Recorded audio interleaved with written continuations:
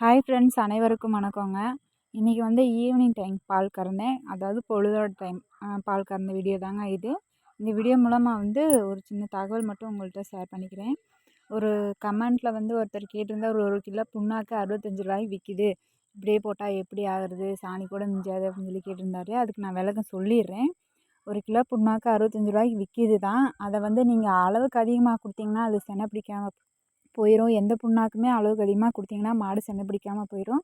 ஒரு 5-6 நாளைக்கு கொடுங்க, அதுக்கு மேலே கொடுக்க வேணாம். அதோட கறவை திறன் அதிகரிச்சுக்கிறோம். அதுக்கப்புறம் நீங்கள் கொடுக்கணுன்னு அவசியம் இல்லை, சரிங்களா? மாட்டு தீவனமும் கூட ஒரு மூட்டை வந்து 75 கிலோ வந்து 2000 ரூபாய்க்கு விற்கிது. அதுக்காக நம்ம வாங்கி போடாமல் இருக்க போகிறதில்ல.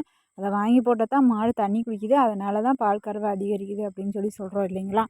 அப்படி இருக்கும்போது நம்மளாம் அந்த காலத்தை எண்ணத்தில் போட்டு மாட்டுக்கு பால் கறந்தோம் சொல்லுங்கள். தவிடு, புண்ணாக்கு, பருத்திக்கட்டை இதுதான் மெயினாக போட்டு பால் கறந்தாங்க. இப்போ வந்தது தானே இந்த மாடு தீவனம் எல்லாம், சொல்லுங்கள் பார்க்கலாம். அது மட்டும் இல்லாமல் மாடு 1 லிட்டர் பால் கறக்கணும் அப்படின்ட்டா அதுக்கு வந்து 3 லிட்டர் தண்ணி கொடுக்கணும், சரிங்களா? அந்த தண்ணியில் தான் நம்மளுக்கு வந்து தேவையான அளவு பால் வந்து இந்த மாடு கொடுக்குதுங்க. அடுத்தது பார்த்திங்கன்னா எள்ளு புண்ணாக்கு. எள்ளு புண்ணாக்கு வந்து கன்று போட்ட 3ஆவது நாள் ஒரு 1/4 கிலோ அளவுக்கு மட்டும் வைங்க. எதுக்கு எள்ளு புண்ணாக்கு வைக்கணும் அப்படின்னு கேட்டிங்கன்னா, வயிற்றுக்குள்ளே இருக்க செத்தையெல்லாம் வெளியேறதுக்காக அந்த எள்ளு புண்ணாக்கு வைக்கிறோங்க. அந்த ஒரே நாள் மட்டும் ஒரு 1/4 கிலோ வைங்க.